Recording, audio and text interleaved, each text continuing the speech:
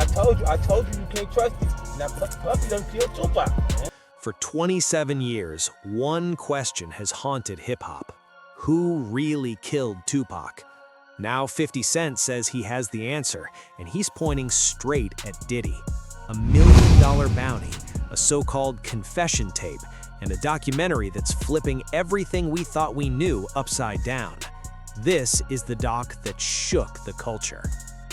You see, there are moments in hip-hop history that refuse to disappear. Questions that hang in the air like smoke after a flame goes out.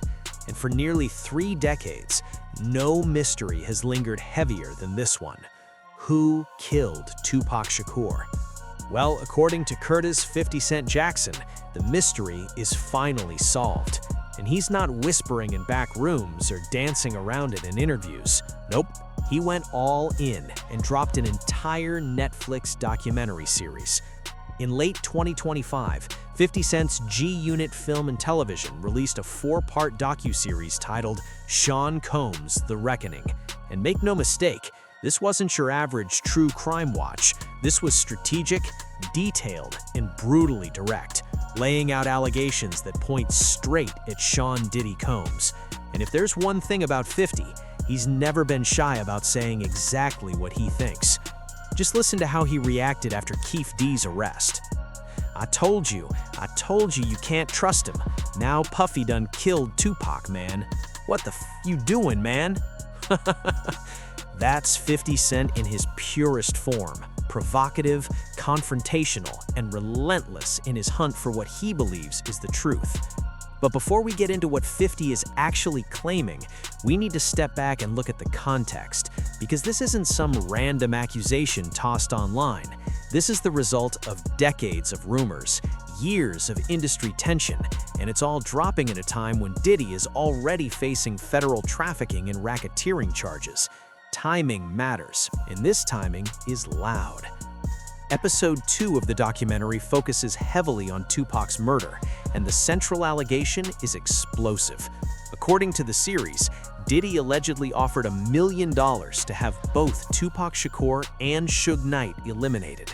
$1 million. That number has surfaced again and again from different sources over decades. And here's where things get interesting. The documentary doesn't just throw the accusation out and keep it moving. No. 50 Cent and his team compiled interviews, archival footage, and what they say are audio recordings that paint a dark picture of Diddy's alleged involvement. One of the most critical pieces comes from audio of Dwayne Keef D's 2009 police interview. In that recording, Keef D claims Diddy said he had $1 million for anyone who could handle that problem, allegedly referring to Tupac and Suge.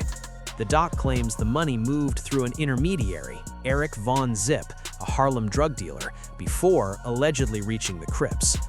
Now, to really understand how serious this is, you have to understand how hip-hop traditionally views beef. Because what happened between Tupac and Biggie wasn't just lyrical sparring. 50 Cent breaks it down like this. Within hip-hop culture, the term beef came after Biggie and Tupac. Battling was always part of the culture. What happened to they battling each other? You gotta look back at it. That distinction matters. According to 50, real beef doesn't sit and simmer. It gets addressed immediately. And what he's suggesting is that someone had that urgency, that intensity, and allegedly the money to make the problem disappear for good. But it doesn't stop there. The doc also highlights unreleased Diddy lyrics from a 1999 track called Muscle Game, where he raps about dropping $1 million on someone's head and wiping out their entire family. 50 Cent places those lyrics right next to Keef D's $1 million claim, suggesting it could be a confession hiding in plain sight. The series also features Kirk Burrowes, a former Bad Boy executive, who drops some serious bombshells. Burrowes claims Diddy kept journals documenting tensions with Tupac and alleges that Diddy was insanely jealous of the growing friendship between Tupac and Biggie. Let that sink in for a second.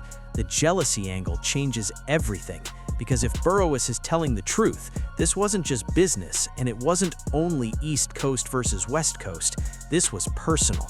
a powerful figure allegedly feeling threatened by a bond forming between two of hip-hop's greatest icons. And Ice Cube, who lived through that era and saw the tension firsthand, also weighed in, explaining how industry politics and pressure poured gasoline on an already raging fire. And the thing with Bad Boy and Death Row, it kind of just took it over the top. It just made it, because they were the hottest labels. You had the hottest label on the East Coast battling with the hottest label on the West Coast. So that made that undercurrent of animosity that was growing blow all the way up and look like it was a few. And here's the twist the documentary is pushing. What looked like just another East Coast, West Coast spat. Turns out it might have been way more calculated, way more orchestrated, with specific players pulling strings for very specific reasons. The film drops some wild claims from Reggie Wright Jr., who was Death Row security. Wright alleges that Diddy canceled Biggie's UK tour just days before his 1997 murder, hinting that there could have been foreknowledge or even involvement in what the doc frames as a vicious cycle of retaliation. Now, let's be real for a second. 50 Cent and Diddy, they've been at it for 20 years. This beef started in the mid-2000s with diss tracks, then spiraled through social media, business clashes, and public showdowns. So when 50 drops a documentary pointing fingers, history can't be ignored. There's definite personal animosity. Critics say this doc might be a vendetta, and yeah, that's a fair take. But here's what's wild. The idea that Diddy had a hand in Tupac's murder isn't new. People have whispered about this for decades. What 50 did was gather all those rumors, claims, and whispers into a single narrative, backed with evidence his team presents. The documentary even draws a line from Diddy's current legal troubles back to alleged patterns of criminal behavior stretching to the 1990s, linking East Coast, West Coast violence to recent scandals rocking his empire. So, what's Diddy saying? Flat-out denial. His lawyers claim Keith D is spinning stories for books and attention. And legally, no charges, no suspect status from Vegas PD. But legally or not, the cultural impact is massive. Netflix reported record streaming numbers, and hip-hop fans everywhere are still debating these claims. Which brings us to the heart of the matter, September 7th, 1996. To understand why these allegations stick, we have to rewind to that fateful night in Las Vegas, who Keith D is, what he claims went down, and why the case stayed unsolved for nearly 30 years. The scene? MGM Grand, Las Vegas. Mike Tyson's fighting Bruce Seldon, and the city is buzzing. Tupac, riding high off All Eyes on Me, is there, with Marion Suge Knight, co-founder of Death Row. East Coast, West Coast tension at its peak. Tupac's beef with Biggie was fully toxic, and the Hit 'em Up diss had escalated everything. After Tyson's quick KO, Tupac spots Orlando Baby Lane, a Southside Compton Crip, allegedly involved in a prior robbery of a Death Row associate. A fight breaks out, captured on surveillance footage.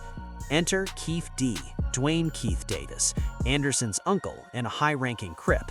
According to interviews, his 2019 memoir, and media appearances, he was in a white Cadillac that pulled up later that night alongside Tupac's BMW. Keith D's account? It forms the backbone of both his criminal case and the claims in 50 Cent's documentary. We went to eat. We was eating. Man, they came and said, "You just beat up Lane?"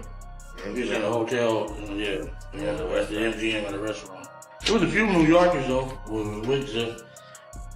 Like, man, y'all need some help? We got this. That's what they said? You guys aren't out in Vegas then with that intention. That's not why you're in Vegas. We've been going to the fight since Pat days. Keith D says this. After his nephew Orlando got beat at MGM, a man named Eric Zip Martin, allegedly aware of Diddy's bounty on Tupac and Suge, handed Keith D a .40 Glock stashed in his Mercedes. It was right there. Perfect opportunity, baby. Zip. The plan, investigators say, was to wait for Tupac at Club 662, where he was scheduled to perform.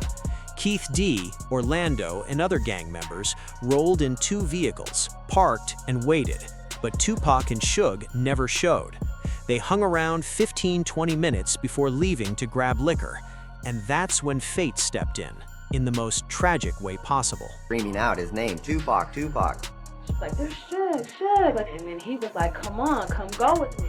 Come go with us. We're going to 662. Across, Tupac, Tupac. And we like, there you go. Made the U-turn. We wasn't supposed to make it. Just wanted the U-turn. They was in the middle lane. We just pulled up on the side, checked every car, see where they was. So what directed your attention to him? Was some girl shouting at Tupac? Tupac, he gave himself away. Otherwise, they would. Around 11:15 p.m. at East Flamingo Road and Koval Lane, the white Cadillac pulled up alongside Tupac's black BMW 750IL. Keith D. was in the front passenger seat with the gun. But here's the kicker.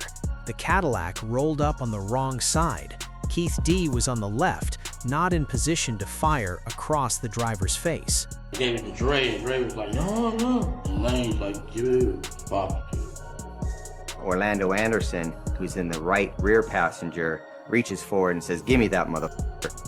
Leans over DeAndre Smith out the back window of the Cadillac and begins shooting rapidly into the BMW.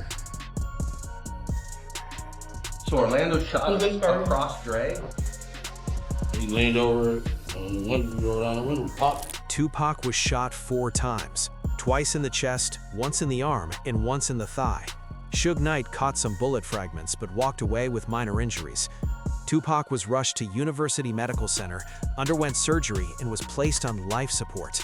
6 days later, on September 13, 1996, he died from respiratory failure and cardiac arrest, just 25 years old. For the next 27 years, no one was ever charged. Orlando Anderson, the suspected shooter, ended up dead in an unrelated gang shootout in Compton on May 29, 1998. He was only 23. The other passengers from that fateful Cadillac also died over time. Terrence Bubble Up Brown in 2015 and DeAndre Dre Smith of natural causes in 2004. That left Keith D. as the lone surviving suspect. And here's the wild part. Keith D. couldn't stop talking about it. Interviews, documentaries, a book. He even appeared in a 2018 BET doc, almost bragging about his link to one of hip-hop's most infamous unsolved crimes. Fast forward to July 2023. Las Vegas police raided a Henderson home tied to Keith D.'s wife, seizing computers, hard drives, and Tupac memorabilia. By September 29, 2023, Keith D. was arrested, charged with first-degree murder with a deadly weapon and a gang enhancement. The man who had openly discussed his role for years was finally facing the law. Or was he? In March 2025, Keith D. gave his first post-arrest interview to ABC News and dropped a bomb. He claimed innocence, saying the case was built on lies and that he'd exaggerated past statements for fame and money. His trial, originally set for 2025, has been delayed to August 2026 due to over 180,000 pages of documents and terabytes of digital evidence. Meanwhile, a jail fight in December 2024 landed him a battery conviction, sentencing him to 16 to 40 months, complicating bail. As of December 2025, he remains behind bars. To really get why these claims against Diddy keep coming up and why 50 Cent's doc hit so hard, we have to rewind to Tupac and Biggie. Before the diss tracks, the drama, the violence, these two were legit friends, brilliant, young, and connected through music. Got a chance to work with Tupac and Biggie. Yeah. How crazy is that? Well, it would have been crazier if Pac would have actually been there. Now, with Big, I remember Tracy Waples came and picked me up, scooped me up, and the word was amongst the crew, because we was getting hot. We had some traction. They met in 1993 in LA. Biggie was just rising, Tupac already a star, and he took Biggie under his wing. They smoked, freestyled, even shared guns. Tupac advised him to stick with Puff Daddy, saying Puff would make him a star. They performed together at Madison Square Garden. There was real love. But everything blew up on November 30, 1994, at Quad Recording Studios in Manhattan. Tupac went there to record a verse for Bad Boy affiliate Little Sean, only to be ambushed in the lobby, robbed, shot 5 times, and beaten. When he made it upstairs, he found Biggie, Puff, and others, and he suspected they knew or even planned the attack. Flipping them off while on a stretcher, that moment shattered their friendship. Tupac never forgave the perceived betrayal. Biggie and Diddy denied involvement, but the damage was done. The feud escalated, eventually claiming both their lives. In October 1995, Suge Knight bailed Tupac out for $1.4 million and signed him to death row. Tupac vowed to destroy Bad Boy. At the 1995 Source Awards, Suge dissed Diddy publicly. By 1996, Tupac's diss track Hit 'Em Up was one of the most vicious in hip-hop history, taking shots at Biggie, Diddy, and Bad Boy itself. This beef was personal. Biggie, in his final interview, reflected on the chaos, realizing how a personal conflict had spiraled to consume an entire culture, and tragically, he wouldn't live long enough to fix it. He's a strong dude, yo. I know dudes, you know what I'm saying? He's real strong. So when it was like he got shot, I was just more like, again? You know what I'm saying? He always getting shot or shot at. He gonna pull through this one again, make a few records about it, and it's gonna be over, you know what I'm saying? But when he died, I was just like, what? 6 months after Tupac's death, on March 9th, 1997, Biggie was killed in a similar LA drive-by after a Soul Train Awards afterparty. He was just 24. That case, too, remains unsolved. And this is where conspiracy theories thrive. Some suggest Diddy might have benefited from both deaths. Tupac's album sold millions, and Biggie's life after death went diamond weeks after his murder. Dead rappers seemed more profitable than living ones. To be clear, there's no solid proof Diddy orchestrated Biggie's murder. Officially, it points to Suge Knight retaliating for Tupac, but these theories persist, showing just how deep the distrust runs in hip-hop. Ice Cube weighed in on the bigger picture. There was a weird time, the East Coast versus West Coast shit was very weird. Yeah. It was, people equated to Tupac and and Bad Boy and Death Row. But it was actually bubbling before that. It was, to me, an industry thing in a way. Like, New York had the throne for so long, and here go, well, at least a decade or more. And here comes these West Coast rappers, kind of taking attention away. He explained that this wasn't just about two artists or two labels. It was about regional pride, control of hip-hop, money, power, and respect. Bad Boy and Death Row were the hottest labels on each coast, and the tension boiled over. Tupac and Biggie's deaths shocked the industry, forcing hip-hop to confront the real-life consequences of street violence. Method Man, who worked with both during this turbulent time, explained just how personal it all really was. This going on with the East Coast, West Coast. Okay. I fly out to Cali that day for Soul Train, like everybody did. Okay. Oh, man. Soul Train Awards happening. I get on the plane, I'm in first class. Suge gets on.